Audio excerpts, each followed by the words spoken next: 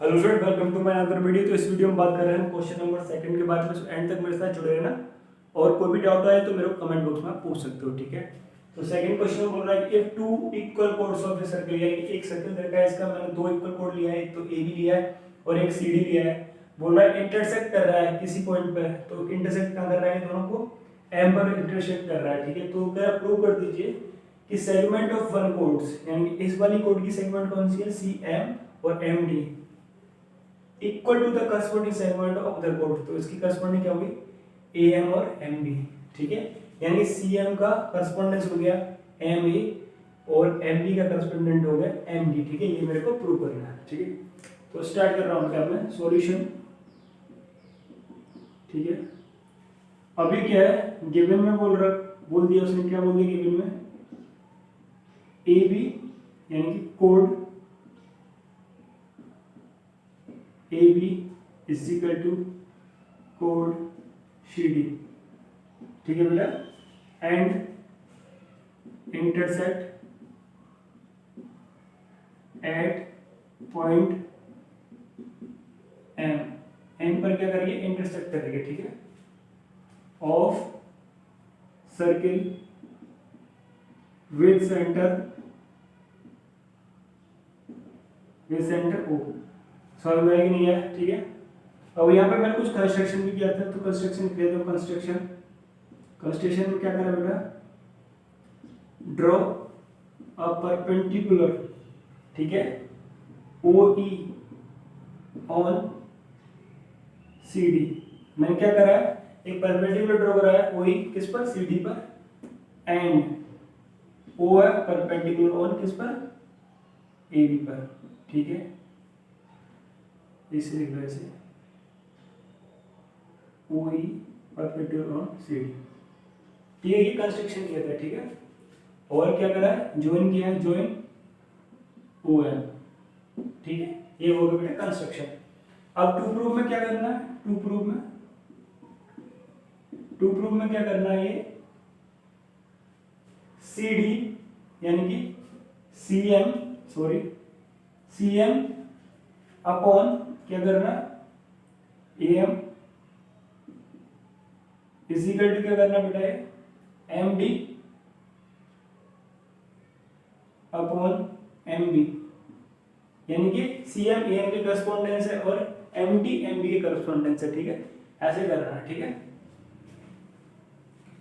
अब क्या कर रहा हूं मैं, यहाँ पे स्टार्ट कर रहा हूं टू प्रूफ, मैं प्रूफ स्टार्ट कर रहा हूं। सबसे पहले क्या कर रहा हूं मैं, मेरे को इन दोनों को इक्वल करना पड़ेगा, ठीक है। तो मैं क्या करूंगा, यहाँ पे इस वाले ट्रायंगल को लूंगा, कौन सा, O E M and O F M, ठीक है। अभी क्या है कि जो ओ ई है ना, ये परपेंडिकुलर किस पर, सी डी पर, ठीक है। तो जहां से ये सेंटर परपेंडिकुलर होगा, कहां होगा, इस कोड पर, जहां भी ये परपेंडिकुलर होगा वो कहां पे होगा, मीडिएटर में होगा। तो ये ओ ई क्या करेगा, इसको हाफ में बांट देगा, ठीक है। तो यहां पे कर देंगे, as we know that OE bisect chord CD in equal part, ठीक है। इक्वल पार्ट बांट दे तो इसका मतलब क्या हो जाएगा मेरा, CE is equal to ED, equation first ले लो। सिमिलरली क्या हो जाएगा, ओ एफ बाइसेक्ट कोड A B in equal part, मेरा क्या हो जाएगा, A F is equal to F B, ये क्या होगा इक्वेशन सेकंड हो गई, ठीक है। यहाँ पे इनको ध्यान रखना है, ठीक है। अब क्या कर रहा हूं बेटा मैं, अब स्टार्ट कर रहा हूं क्या, इन ट्रायंगल, कौन सा ट्रायंगल ले रहा हूं मैं, O E M and triangle O F M, दो ट्रायंगल ले लिए मैंने, ठीक है।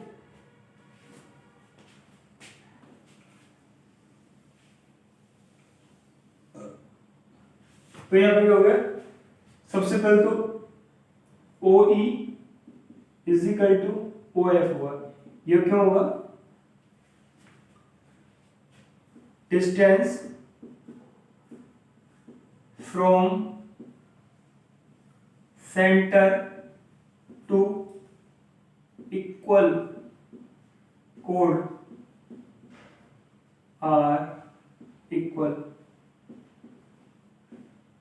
यानी कि इस सेंटर से जो भी डिस्टेंस होगी कोड पर, इक्वल कोड्स पर बनाई जाएंगी, वो क्या होंगी, इक्वल्स होंगी। ठीक है, अब दूसरा क्या बेटा, O M is equal to O M, common side है। उसके बाद angle O E M is equal to angle O F M, 90 degree है। तो मेरा क्या आएगा, triangle O E M congruent to triangle O F M by S A S, समझ में आएगी नहीं।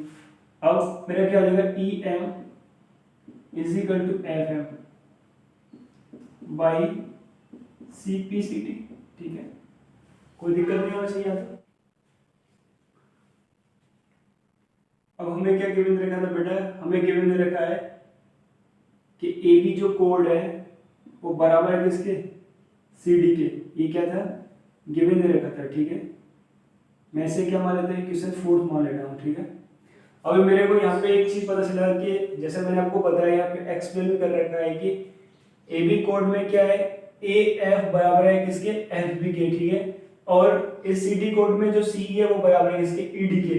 तो मैं यहाँ पे क्या कर सकता हूँ, ए बी को क्या लिख सकता हूँ, twice A F is equal to C D को क्या लिख सकता हूँ बेटा, ट्वाइस ई सी लिख सकता हूँ, कोई दिक्कत नहीं होनी चाहिए। ठीक है, अब मैं यहाँ पे इसे हटा देता हूँ क्योंकि इसका काम खत्म हो गया। ठीक है, इसीलिए मैंने समझाने के लिए आपको यहाँ लिखा हुआ था, अभी इसे मिटाना नहीं था। ठीक है, तो मैं क्या कर सकता हूँ यहाँ पे, इसका मतलब A F is equal to क्या हो जाएगा, ई सी हो गया।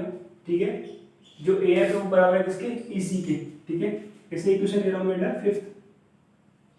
अभी मैंने अभी सीपीसीटी से क्या निकाला था कि मेरे जो ई एम बराबर है किसके, एफ एम के। तो मैं क्या कर रहा हूँ, एडिंग इक्वेशन क्या कर रहा हूँ, 5th and 3rd, 5th and 3rd को क्या कर रहा हूँ बेटा, मैं ऐड कर रहा हूँ। तो मेरा क्या हो जाएगा यहाँ पे, ई सी प्लस का E M is equal to A F plus का एफ एम। तो मेरे इसको ऐड करूंगा तो क्या हो जाएगा यहाँ पे, सी एम बराबर क्या, ए एम। ये क्वेश्चन मेरा हो गया 6th। ठीक है, अब मैं यहाँ क्या कर रहा हूँ बेटा, अब एक और क्या कर रहा हूँ, सबस्ट्रैक्ट। अब मेरे को ये गिवन है, सबस्ट्रैक्ट 3rd फ्रॉम, या फिर मैं क्या कर रहा हूं, सॉरी यहाँ पे मिस्टेक कर दी मैंने, क्या कर रहा हूं बेटा, सबस्ट्रैक्ट 6th फ्रॉम 4th। मेरी इस वाली इक्वेशन को अब क्या मैं 4th में से माइनस करता हूं तो क्या हो जाएगा, ए बी माइनस क्या हो जाएगा, ए बी जो तरीके इसमें से माइनस कर दूं क्या, A M is equal to, अब मैं सी डी में से क्या माइनस कर दूं बेटा, सी एम। तो मेरे यहाँ पे क्या बचेगा, M B is equal to क्या बचेगा, एम डी। ये मेरी क्या होगी, इक्वेशन 7। ठीक है, क्या होगी इक्वेशन 7। तो फ्रॉम 6th एंड 7th क्या हो गया मेरा, 6th एंड 7th के जरिए क्या हो गया, कि जो लाइन सेगमेंट है मेरा, ठीक है, क्या है, सेगमेंट है। ठीक है, सी एम बराबर हो गया ए एम के एंड एम डी बराबर हो गया एम बी के। ठीक है, तो यहाँ पे स्टेटमेंट लिख लेते हैं। ठीक है, फ्रॉम 6th एंड 7th ठीक है, द सेगमेंट ऑफ कोड ए बी, ठीक है, are equal to corresponding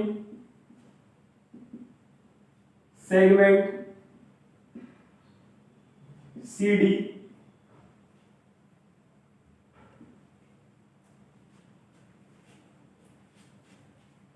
the segment of code AB are equal to the corresponding segment of code